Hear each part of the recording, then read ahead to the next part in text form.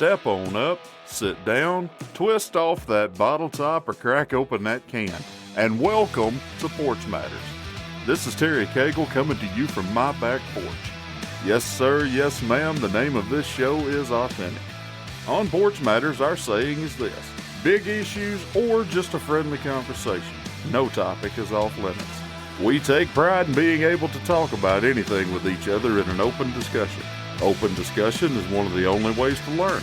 Your perspective could be changed. You could change the perspective of others.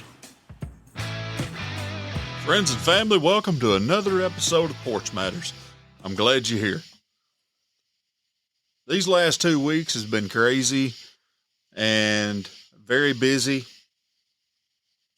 And I took a little bit of time this weekend to enjoy the 4th of July, like I hope everybody else did. I'm sorry this show is coming out late, but I really do thank you for your understanding. I had a blast this weekend, but before I get to that, let's go over the would you rather question from last week. The would you rather question was, would you rather be a content failure or be an unhappy success? Stacy Fuson says, I really don't think there is any such thing of either of these. Well, at least for me. I can't be content being a failure, but I would never consider myself completely successful if I was unhappy. Thank you very much, Stacy, for your comment. This week's would you rather question is, would you rather double your income or half your expenses? Me, I would rather half my expenses. Why is that? If I double my income, I'm going to get used to that amount and I'm going to have more expenses on top of that. Whereas right now, if I was to just half my expenses, I'd have more money to save. What say you? Leave your comments underneath the post whenever this episode drops. I'll post it on social media, Facebook page, Facebook group, and Instagram and Twitter. Please leave a comment below and I'll read your answers on the next episode. Last Saturday, I was headed to Stacy's house to go see her, and I got a random text message out of the blue. My old minister of music and the man who actually got me started playing the drums in church back years ago whenever I was 14, he's the one that gave me my shot. James Grace, if he's listening to this. Hi, James. How are you? He actually taught me how to play, and he was the drummer at the time at the church that I was going to. And he told me later on that he was actually training me to be his replacement. So it all fell into place like it was supposed to, I guess. But Harold Burton, if you're listening to this, hey, Chief. He sent me a text message last Saturday and asked me if I would be willing to come and play drums and everything at the Living Light Church of God.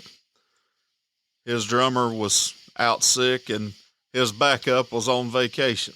So I was happy to say yes, because it'd been a little while since I had got behind a set of drums. Honestly, the last time I'd been behind a set was about 3 years ago, I would assume, at his little anniversary celebration from being in ministry for 30 plus years. He sends me the songs that he was wanting to do. I listened to them a few times. I'm not going to lie to you. I listen to them a lot because that's the way I do. I always try to prep as much as possible.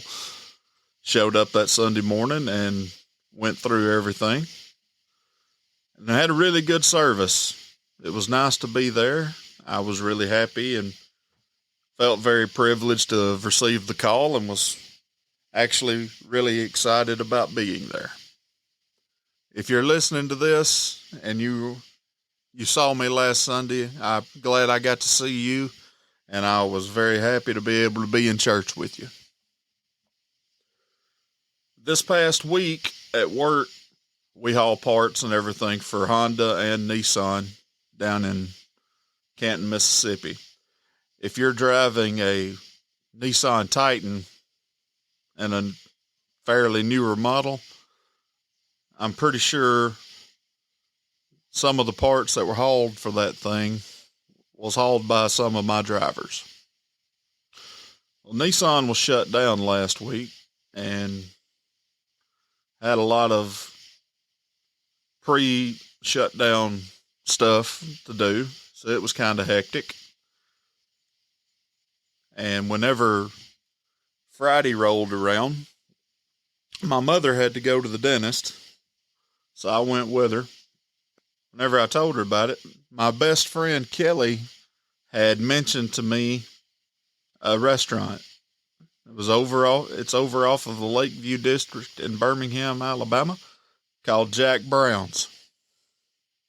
I'd never been there before. My mother had never been there before. So we was just like, yeah, let's go try it out. Well, it did not disappoint. They've been down on the Lakeview District for about 8 years now, and they come up with all kinds of different types of cheeseburgers. They've even got a donut cheeseburger, which is a cheeseburger on the inside of a donut, just like it sounds. They got one with macaroni and cheese and everything like that. They throw together a bunch of different types of concoctions. When you first walk in, one of the very first things that you notice is all the bras hanging from the chandeliers in there. It's also a bar, and the way it looks, and people like to throw down. We walked in and sat down. During the day, it's just a nice little burger joint. I didn't feel too weird about carrying my mother to a place like that during the day. Mom ordered the classic Jack, which is a burger topped with caramelized onions that were chopped up very fine, and they really had a sweet taste. I'm assuming they use sweet onions. It had American cheese and a house-made JB sauce and thin sliced dill pickles with all jacked up cheese fries, which were fries with cheese, bacon, and some more of those sweet caramelized onions. Mom absolutely loved it because the meat wasn't real thick. It was basically the size of some of those smash burger patties, She loves thin patties where I like real thick patties. I ended up ordering 2 cheeseburgers and some cheese fries. I didn't get the loaded ones like she did. I absolutely love the vibe and the atmosphere of the place. If I owned a restaurant, that is honestly what I would want my restaurant to be like. If I had, just like I was saying a minute ago, if I had any complaints at all, it would be the size of the patties, because I'm not that wild about thin patties. But if I was going to serve thin patties like that, I would want to do like a stack. I'd want to be able to put 2, 3, possibly 4 patties on top of one another. That's just my one small critique. That's the only critique I have, because I'm a burger snob. I don't know if y'all know this or not. I eat burgers a lot, and this is quite possibly the best burger I have ever put in my mouth. Between the meat having just a fantastic taste to it, the bun tasted like it was just delivered from the bakery about 30 minutes ago. It was so soft and just so fresh. That burger was fantastic. And our service and everything that we got there couldn't have been any better. Brittany was the person who served us. She was fantastic. If y'all get a chance, swing by Jack Brown's down in the Lakeview District. Get a burger. If you drink, get you a drink. Enjoy yourself. try the deep fried Oreos as well. They are fantastic. I never thought I'd like deep fried Oreos, but here I am bragging about them. They were awesome. Jack Brown's is absolutely #fatboy approved. This weekend, like I said, I ended up hanging out with the fam. Saturday night, me and Stacy and Xander went out, did our thing, and as I've told y'all before on a previous show, I got a new Traeger grill, and I've been loving cooking on it. Just absolutely loving it. I'm really starting to get the hang of it now, and but my goal for the 4th of July was to grill a brisket. Well, I will come to you proudly and say that I accomplished my goal. Saturday night, Stacy was nice enough to give me a brisket, which it was just the flat, but it was still really good. I'm jumping ahead of myself. She also sent me some ribs home. Her and her family was able to stock up on some meat and everything over the course of last year, and she wanted to send it over here for me to cook for my family for the weekend. So thank you very much, Stacy, for that. Brought it home and finished thawing it out. I also had a pork shoulder that I got ready. I made sure to throw the rub on there real good. Sliced open the fat cap a little bit on that pork shoulder like you're supposed to. Got my rub all in there, patted it in there like you're supposed to. Patted it down on the brisket on both sides, all 4 sides, because that's what you're supposed to do on both of them. And preheated my Traeger up to 275. In hindsight, I probably should have either done it at 250 or cooked. I've also been told that I probably should have cooked it up a little bit higher so I could cook it faster. It was good, but it wasn't as juicy as what I wanted it to be.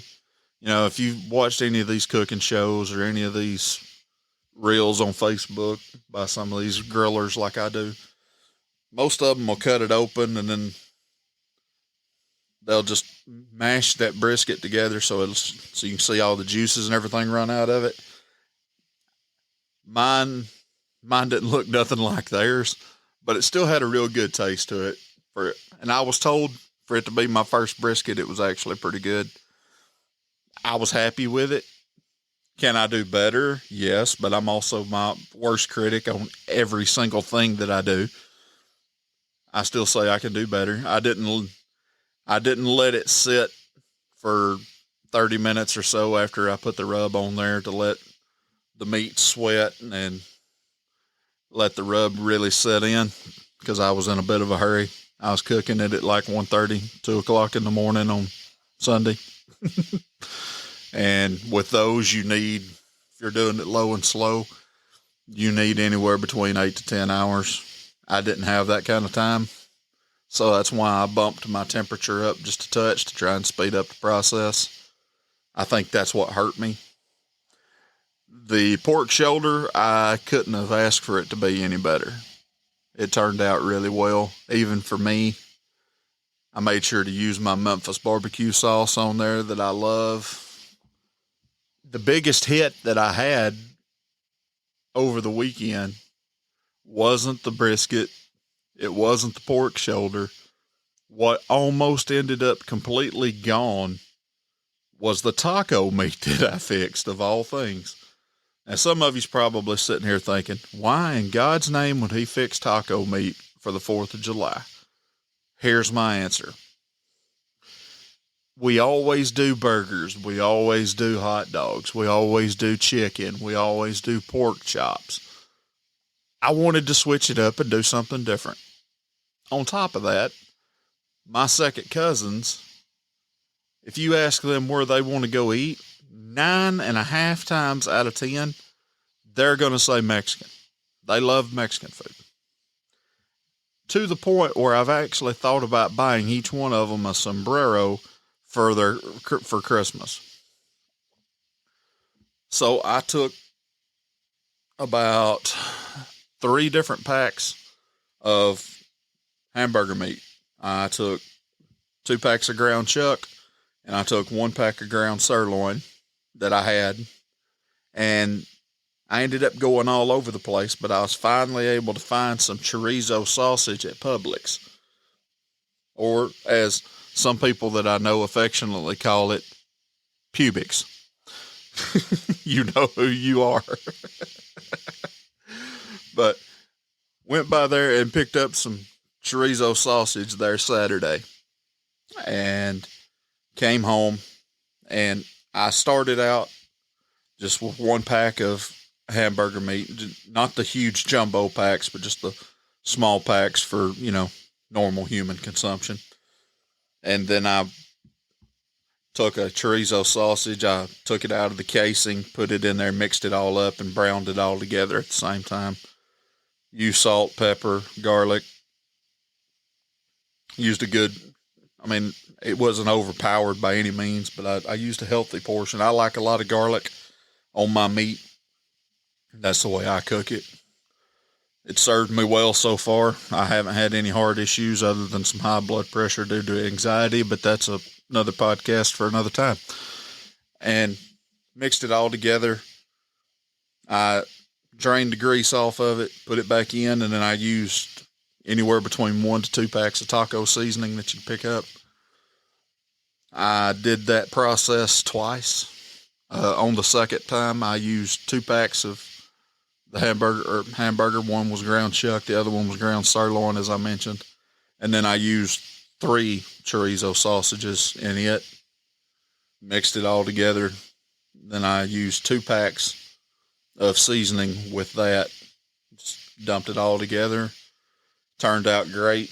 Ended up having some lettuce and tomatoes and other stuff to add on top of it with some cheese, and had some soft flour tortillas. Let me get it right. And the taco bowls and everything to go with it. Like I said, I took somewhere in the neighborhood of 2 pounds of taco meat up there with me, and just about every bit of it was gone. So it was obviously a big hit. Went up there, we wasn't eating, we was swimming. I didn't get sunburnt when I went to the beach, but I got sunburnt when I went to Smith Lake. And that water felt great at Memorial Day, but considering how hot it's been lately, when we jumped in, it felt like a bath. It was so hot. But every once in a while when you'd walk around, because where we were at, my grandfather's lot was a shallow water lot. It wasn't on the main channel, so it's not like as soon as you step into water, you're dropping. You can still walk out a good ways through there. Every once in a while, whenever you'd walk around, you'd still find a cool spot, underneath the surface of the water. If you ever been up there to the lake, you know what I'm talking about. But it was really nice to be up there on the 4th. It's been a long time since I had been up there on the 4th to be with my family. And as we record this, tomorrow on July 6th will be my cousin Wendy's birthday. Happy birthday, Wendy. I love you. That's usually the time whenever we celebrate her birthday, is on the 4th of July, whenever everybody's together. But then on Monday, I went over to my cousin Renee's and her husband Chris's house for their annual get-together. If there's anybody in this family that is a certified grill master, whatever you want to call it, that would be Chris. You put Chris in front of a grill, he's a magician. You put Renee needs her own cooking show.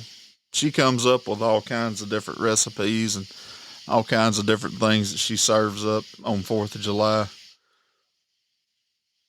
I always enjoy being around that side of the family. It's my distant family, my extended family, however you want to call it, but we've always been close. So if y'all are listening to this, I just want y'all to know we had a ball, and thanks for inviting us. But that's pretty much how it's been for me the last couple of weeks, and I know part of you's probably getting tired of just hearing me, but it's been crazy and it's been chaotic, and just to be totally honest with you, I haven't had the chance to reach out to anybody to be able to get them on, to be able to have any conversations with anybody. That was then. This is now. I've got 4 different conversations lined up in the next 4 to 5 days. I'm not going to announce who or what, just in case anybody has to back out or reschedule. But good things are coming. I hope you stick with me. We're going to get back on track, back to normal here very, very soon. How was y'all's 4th of July? I'm going to post a question on social media on that. How was your 4th of July? Comment and let us know. Let's have a conversation and discussion amongst ourselves about that. What did you do special on the 4th? What is your family's 4th of July tradition? 4th of July is one of my 2 favorite holidays of the year. 4th of July and Halloween. Those are my 2 favorites. Let me know what you done. I'm very curious. But that's all that I've got for this episode. I appreciate you for tuning in. I appreciate you for sticking around. If you'll notice, I probably sound a little bit different than what I normally do. Remember that equipment that I bought about a couple of months ago? Well, I finally had enough time and took enough time to learn how to use it. So apparently I need to work on my procrastination and or making time to do things. If it's a disservice to you, I apologize, and I will do better about it. I appreciate you listening. Share this show with a friend. If you're a regular listener, I ask you to please share your favorite episode with at least one person this week. There's a lot of people out there that have never heard of a podcast before. I sure would appreciate it. And I will see you next time, right here on Porch Matters.